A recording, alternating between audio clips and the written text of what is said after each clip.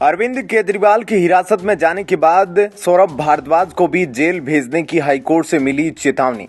स्वास्थ्य मंत्री सौरभ भारद्वाज को हाईकोर्ट ने गिरफ्तारी की चेतावनी देते हुए जमकर फटकार लगाई है। दिल्ली हाईकोर्ट ने न्यायिक आदेशों का पालन न करने पर दिल्ली के स्वास्थ्य मंत्री सौरभ भारद्वाज और स्वास्थ्य सचिव एसबी दीपक कुमार को चेताया है।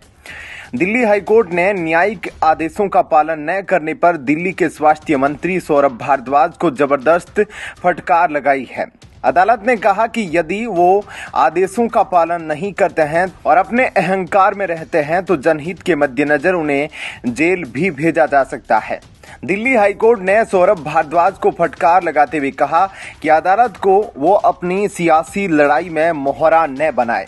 उच्च न्यायालय ने कहा कि हम जज भले हैं और नेता नहीं हैं, मगर नेता कैसे सोचते हैं यह बात हमें अच्छे से पता है।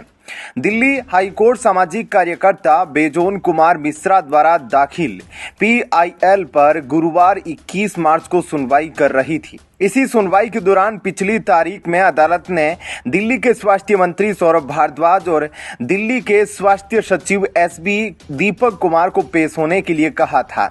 अब अदालत ने दोनों को जमकर लताड़ा है और कहा कि दोनों जनता के सेवक हैं, ऐसे में अहंकार को अलग रखे और जनता के हित में हिसाब से फैसला ले। यदि ऐसा नहीं किया गया तो आवश्यकता पड़ने पर हम आप दोनों को जेल भेज देंगे और किसी तीसरे पक्ष को इस काम को करने को कहेंगे। यह पीआईएल इस बात के लिए दायर की गई थी कि दिल्ली में 20-25 हजार ऐसी पैथोलॉजी लैब खुली है जो लोगों की जिंदगी से खिलवाड़ कर रही है। जनहित याचिका की ओर से अधिवक्ता शशांक देव सूधी ने दलील दी। उन्होंने बताया कि दिल्ली में अनाधिकृत प्रयोगशालाएं और डायग्नोस्टिक केंद्र अयोग्य तकनीशियनों के साथ कार्य कर रहे थे और रोगियों को गलत रिपोर्ट दे रहे थे। दरअसल सौरभ भारद्वाज ने अदालत में कहा था कि दिल्ली स्वास्थ्य विधेयक को मई 2022 में ही अंतिम रूप दे दिया गया था। न्यायालय ने सवाल किया कि इसे अभी तक मंजूरी के लिए केंद्र सरकार के पास क्यों नहीं भेजा गया। अदालत ने कहा यदि इसमें वक्त लगेगा तो दिल्ली सरकार को केंद्र सरकार के कानून, क्लिनिकल प्रतिष्ठान पंजीकरण और विनियमन अधिनियम 2010 को लागू करने के बारे में सोचना चाहिए। भारद्वाज की यह दलील कि अदालत की कृपा से सरकार को विधेयक को अधिनियमित करने में सहायता मिलेगी से कोर्ट ने नाराजगी प्रकट की और कहा, आपको लगता है कि हम इस खेल में एक मोहरा है और आप इसे रणनीति के रूप में इस्तेमाल करेंगे। हम किसी के मोहरे नहीं हैं। इस गलतफहमी को दूर करो कि तुम अदालत की प्रक्रिया का इस्तेमाल करोगे।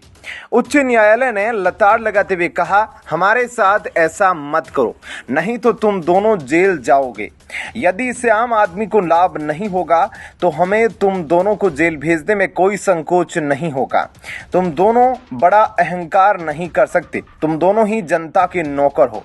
अदालत ने कार्यवाही के दौरान कहा कि सरकार और आप दोनों को यह सुनिश्चित करना होगा कि आम जनता को लाभ हो। आप क्या कर रहे हैं? लोगों को उनके खून के सैंपल्स की गलत रिपोर्ट मिल रही है। ऐसे में क्या कहना है आपका? कमेंट सेक्शन में अपनी राय जरूर दीजिए। जय हिंद, जय भारत।